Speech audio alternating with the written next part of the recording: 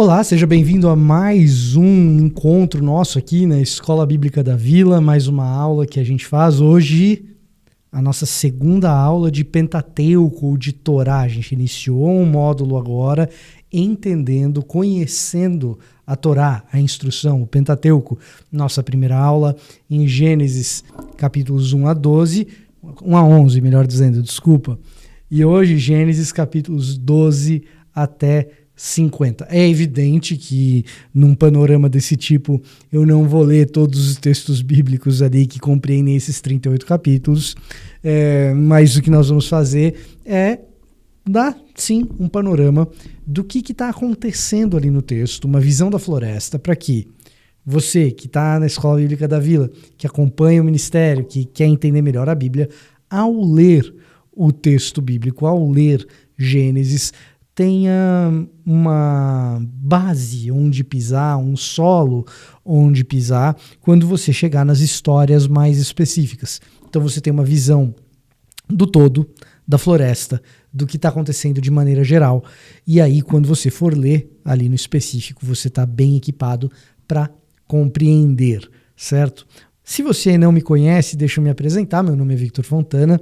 Eu estou aqui na equipe da Comunidade da Vila, na área de ensino, responsável por essa área, e aqui na internet, nesses vídeos, a gente faz o nosso ensino digital, que é uma boa parte daquilo que eu sou responsável. O Ministério de Ensino tem como a sua primeira implementação aqui o aspecto digital do ensino, que é a Escola Bíblica da Vila. Ela acontece aqui no YouTube, se você quiser acompanhar semanalmente. Caso passe a semana e você não tenha visto, você tem também a opção de ir no canal de YouTube da Comunidade da Vila. Também agora vamos disponibilizar nas plataformas de podcast. Não sei se no momento em que essa aula está indo ao ar, a gente já resolveu as questões do podcast, mas para que você possa acompanhar os nossos podcasts também. No começo do ano nós iniciamos 8 aulas com o nosso primeiro módulo, para que você conheça a sua Bíblia. Então é um panorama a respeito da Bíblia de maneira geral. Este é o segundo módulo, portanto a segunda aula do segundo módulo, tratando agora de Pentateuco, os 5 primeiros livros da Bíblia, Gênesis, Êxodo, Levítico, Números e Deuteronômio, começando evidentemente por Gênesis, primeiro Gênesis de 1 a 11 e agora Gênesis de 12 até 50, tá bom? Então a gente vai começar, mas antes de iniciar a nossa caminhada por Gênesis de 12 a 50, conferindo sentido para as histórias que estão ali sendo narradas, eu gostaria que você orasse comigo. Pai amado, a gente te agradece por esse dia, te agradecemos por essa aula, Pai. Te pedimos, Deus, que o Senhor nos ajude a entender melhor a Escritura e que o Senhor conduza isso em nome de Jesus. Amém. Muito bem, estamos a falar aqui da segunda metade, dá para dizer assim, do livro de Gênesis. Ele é tematicamente dividido em Gênesis de 1 a 11 e de 12 a 50. É óbvio que, do ponto de vista do volume de capítulos, a gente não pode chamar de primeira metade e segunda metade, mas essa primeira parte, Gênesis de 1 a 11, a gente vê a criação da terra e o desenvolvimento de um problema. Uma terra que foi criada originalmente boa, mas que, com o advento da corrupção, da crueldade, do pecado no mundo, essa terra originalmente boa se torna uma terra ambígua, que ainda preserva alguns elementos da extraordinária criação de Deus, da sua beleza, da sua harmonia, mas também carrega em si as marcas deixadas pela crueldade humana e da escolha humana pelo pecado. E esse pecado ele entra numa espiral descendente até chegar no fundo do poço. Quando chega no fundo do poço, você pergunta, poxa vida, Deus não vai fazer nada a respeito disso?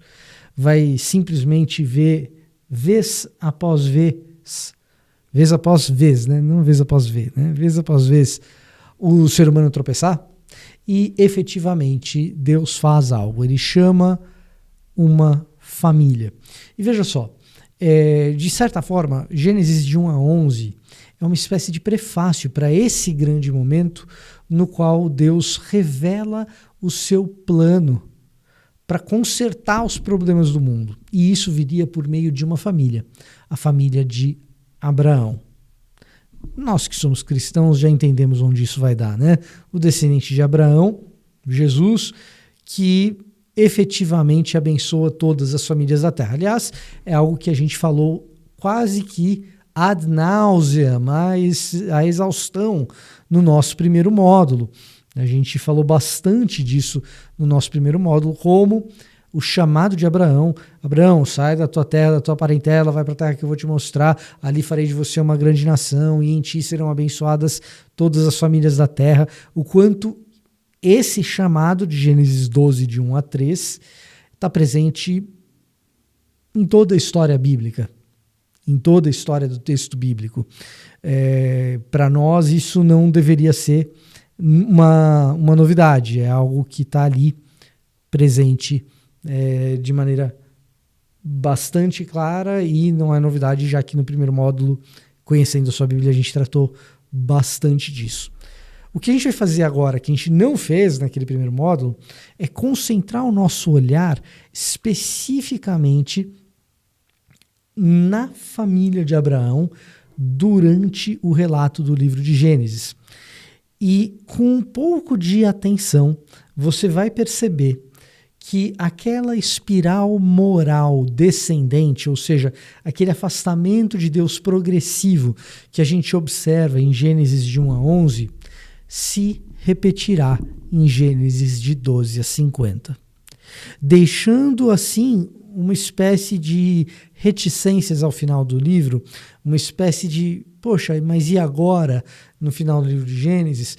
Porque se eu vi uma espiral de descendência moral, de decaimento moral, de Gênesis de 1 a 11, que pedia por uma resolução. A resolução vem no capítulo 12, é a família de Abraão. E dentro da narrativa da própria família de Abraão, você percebe essa queda moral novamente, você vai ficar com essa dúvida. E o texto tem a intenção de deixar você com essa cabeça coçando. Poxa, peraí, mas a família que era para resolver o problema, ela também é toda assim, cheia de problemas, e a gente vai mostrar um pouco desses problemas aqui.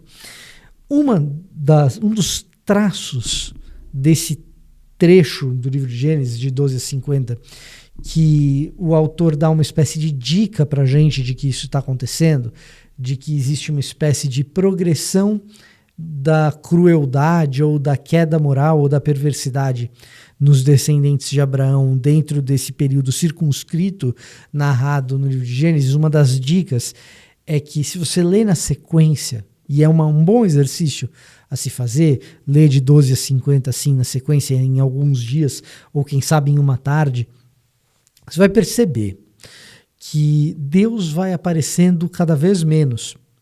Então, Deus é razoavelmente frequente no diálogo dele com Abraão, ainda que Abraão já tenha no seu próprio currículo alguns episódios, pelo menos 2 muito graves, de descendência moral, de desobediência e de problemas morais. Mas ainda assim você tem Abraão, um homem de maneira geral obediente a Deus, que toma uma decisão, uma atitude que muitos de nós hesitariam muito em tomar. Deus, quando chama Abraão, ele diz, vai para a terra que eu vou te mostrar. E Abraão vai, sem que a terra tenha sido mostrada. Ele dá um passo em direção ao desconhecido, por fé em Deus. Então, Abraão, ele tem sim tomadas de atitude, de decisões que nós teríamos dificuldade em desempenhar, é evidente. Agora, isso não o exime de ter sim seus episódios de maldade, de crueldade. Isso é bastante evidente quando ele mente a respeito da sua esposa Sara, com medo que, sendo Sara muito bonita, ela fosse possuída pelos donos da terra para onde ele vai, e então ele expõe Sara. E a verdade é essa. Ele expõe Sara a todos os riscos de relacionamentos com outros homens ao mentir, dizendo que ela não era sua esposa. Então, esse é um episódio de Abraão terrível. E o outro episódio de Abraão complicado é toda a história da serva Agar. Toda a história da serva Agar é uma história altamente conturbada, em que a crueldade de Sara se mistura com a omissão de Abraão. Abraão, que antes tinha sido cruel com Sara, agora ele sucumbe à crueldade de Sara e é omisso em relação a Agar e depois ativamente propicia sofrimento a Agar. Qual é a história? Bom, você deve se lembrar da promessa feita por Deus a Abraão de que ele teria filhos e uma grande nação, e Sara, ela ri disso. Daí Isaac, o filho de Sara, que é o filho dessa promessa, ter o nome de Isaac, que significa riso, numa espécie de ironia, porque Sara não acreditava que pudesse ser grávida depois de tantos anos infértil, depois de já numa idade muito avançada, ela infértil na juventude, agora na velhice se engravidaria e levaria a gestação até o final e Isaac nasceria, que coisa extraordinária. Ponto é que no ínterim dessa história, desse cumprimento, ela tenta um atalho junto a Abraão. Olha, possua a minha serva Agar. Aí a gente já tem um problema. Nesse episódio a gente já tem um problema. E o problema não é meramente a bigamia, o problema não é meramente Abraão estar com uma mulher que não é a mulher dele num relacionamento monogâmico. Em que pese isso poder ser um problema em potencial não explícito no texto de Gênesis, o problema maior aí é que Agar é uma escrava, ela não é consultada sobre a sua vontade,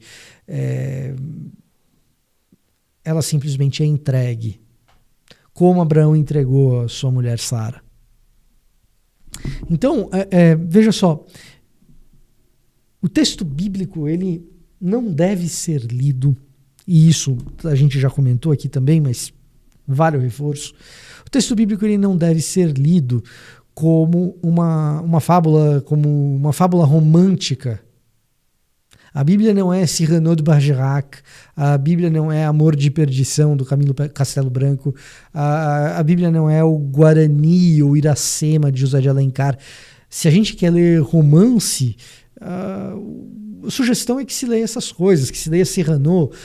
Cyrano conta uma história bastante interessante do próprio Cyrano, que é um exímio poeta, além de alguém corajoso, com grandes histórias militares. E ele tem um amigo apaixonado por uma donzela,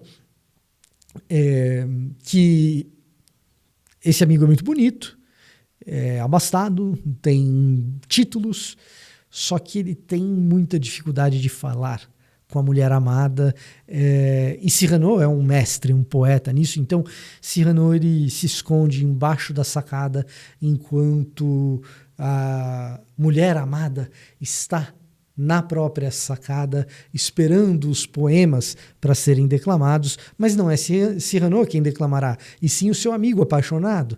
Cyrano só vai cochichar baixinho, escondido embaixo da sacada, para que o amigo apaixonado então diga trovas de amor a essa mulher a ser conquistada. A ironia é que ele, Cyrano, é apaixonado por ela, mas ele é muito feio e acha que jamais conquistaria, mas ela é conquistada pelas trovas do próprio Cyrano, que cochicha para que o seu amigo então a conquiste. Se a gente está interessado nesse tipo de história romântica, é bom ler romances românticos do período do romantismo, quem sabe aí Iracema, ou quem sabe a gente possa se identificar com o heroísmo de Peri em O Guarani. O heroísmo de Abraão vai ficar faltando. As trovas de amor, o personagem idealizado, os homens perfeitos. A gente não vai encontrar isso no texto bíblico. Perfeito, só Jesus. Só Jesus. Os outros, o texto bíblico, numa grande virtude de literatura, é verdade, os outros a gente vai perceber seus erros. A Bíblia os explicitará. Ou os contará de maneira mais ou menos implícita, mas vai deixar claro que são seres humanos com problemas. Isso é ótimo, porque isso mostra que o texto bíblico ele não se desconecta da realidade. Se na realidade o que a gente encontra é gente imperfeita, gente falha, gente cruel, o texto bíblico também mostra gente assim. E o Antigo Testamento, embora tenha ali os seus heróis não são idealizados, e certamente Abraão não é uma figura idealizada. Agar é entregue a Abraão, assim como Abraão, entrega a Sara. E o fruto desse relacionamento de Abraão com Agar é Ismael. Ismael e Isaac não se dão muito bem. Sara, mais uma vez, vê o seu filho ali com problemas, porque Ismael é o mais velho.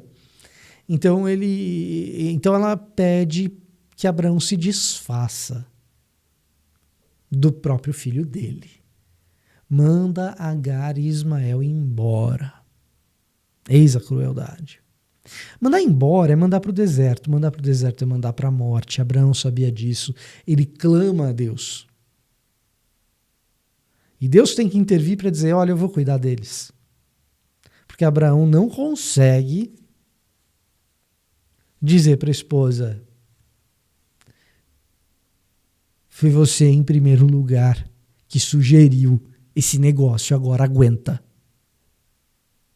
Então, no livro de Gênesis, ao mesmo passo que tem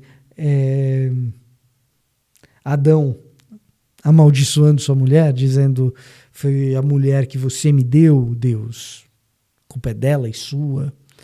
Ao mesmo tempo que a gente tem aí Adão nesse tipo de relacionamento em que, um relacionamento abusivo com a mulher, é verdade. A gente tem Abraão que não consegue dizer não. Seres humanos. Seres humanos. Crueldade. E faz parte. Só que é o seguinte, esse mesmo Abraão é um Abraão que tem fé, esse mesmo Abraão é um Abraão que tem fé até o último segundo de que Deus está com ele no monte do sacrifício ali junto com Isaac. A história vai piorar. De Abraão para Isaac, de Isaac para Jacó, e de Jacó para os seus filhos, então nem se fala. Essa crueldade de Abraão com Sara, Isaac repete com Rebeca. Isaac, filho de Abraão, casa-se com Rebeca. E a crueldade de Abraão com Sara, Isaac repete com Rebeca. Mente igual, faz igual, problema igual. E então depois, Rebeca e Isaac vivem uma história de prejuízo constante, de prejuízo comum e quase que um clichê para os seus próprios filhos.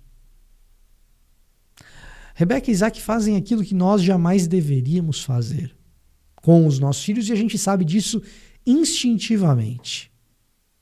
Criar condições de favoritismo. É evidente que nas nossas relações familiares a gente tenha mais identificação com um membro da família ou outro membro da família. É claro que pais e mães, eventualmente tendo mais do que um filho, podem ter alguma preferência. A preferência não pode se tornar a base do relacionamento. Vai dar problema, como sempre dá. Quando essa preferência fica clara, quando ela é explícita, quando se criam regras de relacionamento internas da família em que essas preferências ficam explícitas. E Rebeca, evidentemente, prefere Jacó, enquanto Isaac prefere Esaú.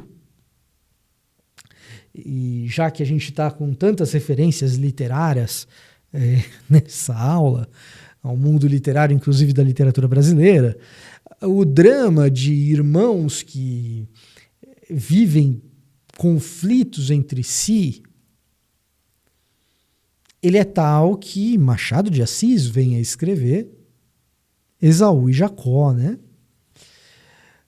Porque esse drama é um drama de uma história repetida, praticamente um clichê na história da humanidade, de irmãos que têm problemas entre si por causa dos pais, que em primeiro lugar estabeleceram uma regra de relacionamento terrível em casa. Então, veja só, é uma espiral descendente, mas que, a exemplo de Gênesis de 1 a 11, é uma espiral descendente ambígua.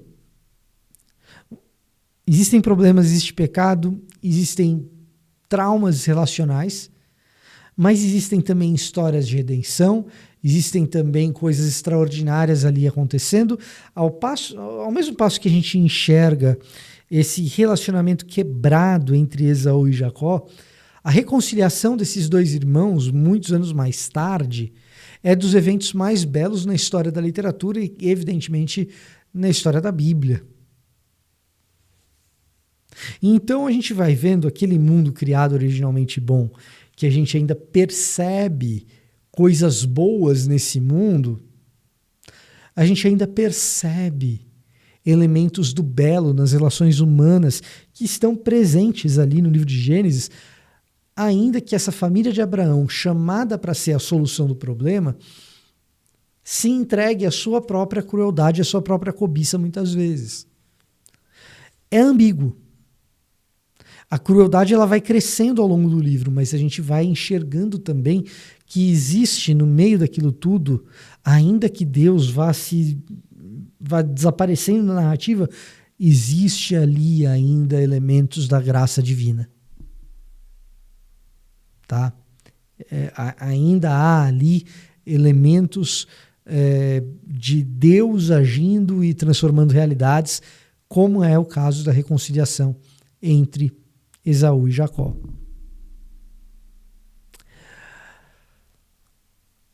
Mas não é só Rebeca e Isaac que são cruéis com seus próprios filhos. E não é só Sara que é ciumenta da própria serva por causa do filho que ela tem. Jacó amava Raquel e não Lia. Ainda assim ele casa com as duas. E ele possui as servas das duas. E ele tem filhos, ou melhor dizendo, com Lia, com a serva de Lia, com a serva de Raquel, mas com Raquel não. E eis o ciúme de Raquel aparecendo. Raquel, que também protagoniza alguns episódios de maldade, crueldade, filha de Labão, que é um grande cruel da história. Jacó casa com Lia porque Labão o engana. A história é famosa. Trabalha para mim 7 anos e eu vou te dar a mão de Raquel que você ama. Ele trabalha 7 anos, quando chega o final dos 7 anos, olha, Lia não casou ainda e a nossa tradição diz que a mais velha tem que casar primeiro, então você não pode casar com Raquel, você vai casar com Lia. Você trabalha mais 7 anos, aí você casa com Raquel. Então, depois de 14 anos, ele casa com Raquel, então ele tem essas duas esposas, Raquel e Lia, gerando assim, talvez um dos trocadilhos mais infames de toda a tradição evangélica, né? O episódio que nos mostra que Jacó era analfabeto, porque ele amava Raquel e não Lia. Eu não deveria fazer isso, né? Não. O fato é que, fruto desse relacionamento que inicia-se numa fraude do seu próprio sogro, quando Jacó consegue se desvencilhar desse sogro terrível, Raquel rouba o próprio pai. Olha como é a coisa ali no livro de Gênesis. Além de roubar o próprio pai, Raquel é dramática. Como existem muitas pessoas dramáticas no mundo, homens e mulheres. Mas ela é um episódio ela é um episódio, eu estou falando episódio aqui o tempo todo, né? Mas ela é uma pessoa que protagoniza dramas e um drama muito sério.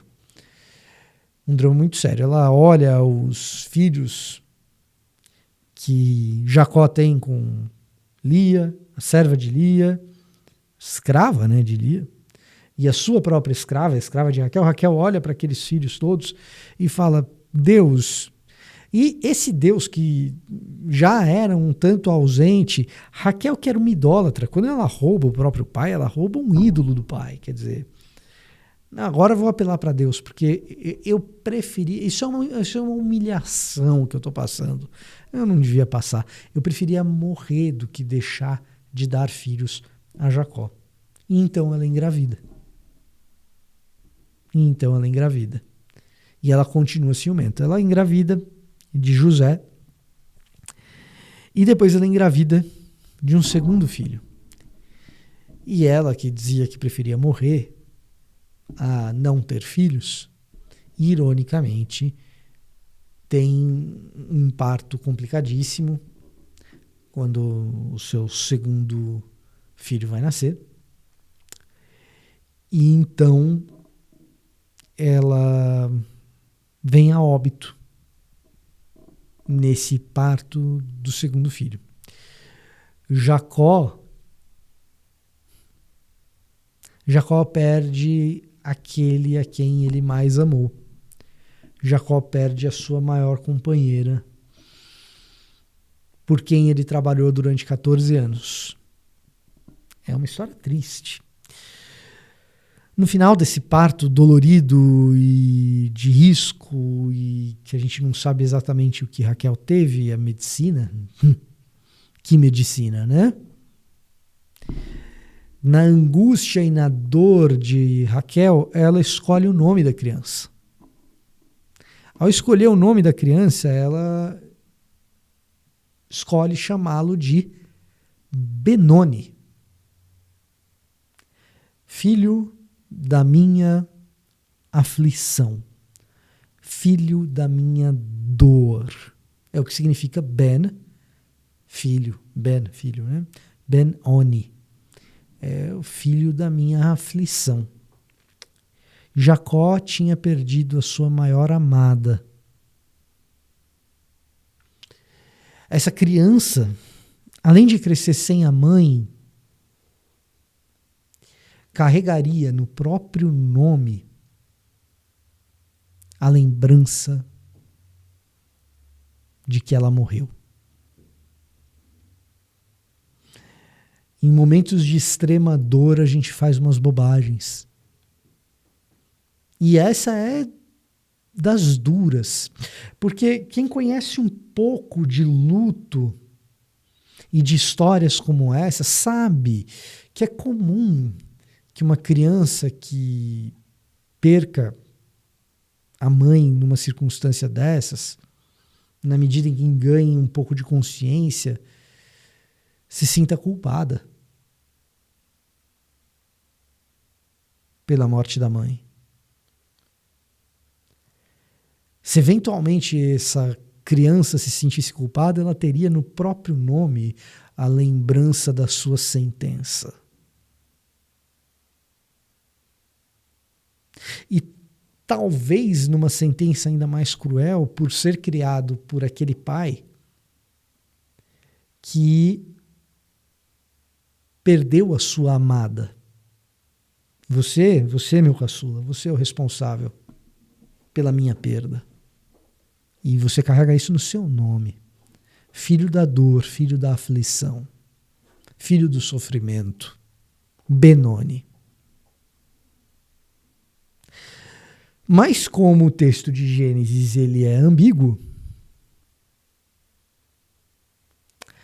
Jacó, que já está numa fase em que a crueldade da família já tinha se expandido bastante, Jacó tem um momento de extrema lucidez, clareza, compaixão, e ele não permite que a criança se chame Benoni, filho da minha aflição, filho da minha dor. Você vai chamar Benjamim,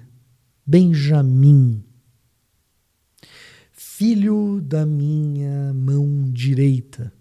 Quando a gente recebe membros novos no contexto nosso de igreja presbiteriana, é bastante comum que o pastor, no nosso caso, ou o pastor Marcos, ou o Paulo, talvez o Gustavo, quem sabe o Zé, um dos pastores, ao receber novos membros, ele diga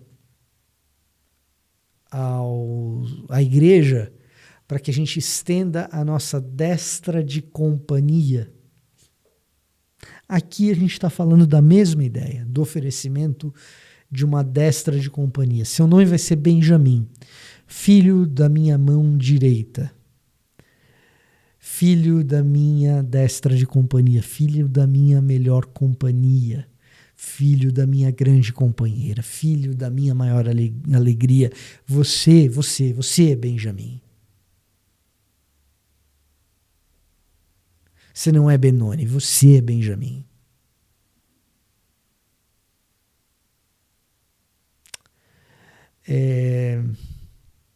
Gênesis é cheio de ambiguidades como essas. Ambiguidades nas quais a gente pode, se quiser, enxergar Jesus, inclusive. Esse é o meu filho em quem eu me comprazo, diz Deus a ver Jesus. Jesus é o filho, melhor companheiro, a melhor companhia de Deus, o Pai. Mas para que nós também fôssemos filhos, ele se torna Benoni. Ele se torna o filho da dor, o filho da aflição. Numa história reversa, aqueles que já são filhos de Jacó privam Jacó, depois de Jacó já ter perdido a sua esposa amada, de um dos filhos da sua esposa amada, José. Benjamim é um, José é outro. E esses irmãos vendem José como escravo para um estrangeiro e dizem para Jacó: seu filho morreu. Sabe o filho que você gosta, que você ama? Morreu. Esse é o livro de Gênesis. Esse é o livro de Gênesis. Essa coisa toda. No meio dessas histórias tem outras terríveis, tá?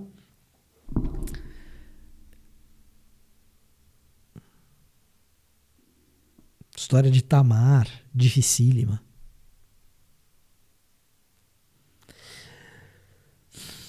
Seu filho morreu, Jacó. Evidentemente, José não morre. José vai trabalhar na casa de Potifar. Na casa de Potifar, ele é acusado de assédio, injustamente, vai preso. Vai preso e, numa reviravolta enorme, se torna conselheiro e governador do Egito junto ao faraó. E numa reviravolta maior ainda, num período de grande seca, os filhos de Jacó, irmãos de José, vão recorrer ao Egito para socorro diante da fome. Quem é que está administrando os bens do faraó para poder socorrer aquelas famílias? Bom, é José. José, então, pede a companhia que ele, José, perdeu. Vocês têm um irmão, não tem? Por que vocês mentiram para mim? Disseram que não tinha irmão? Traz o irmão aí para mim. José queria Benjamim, a melhor companhia, a mão direita. José queria Benjamim do lado dele. Quando José pede Benjamim, esses irmãos não sabem que José é José.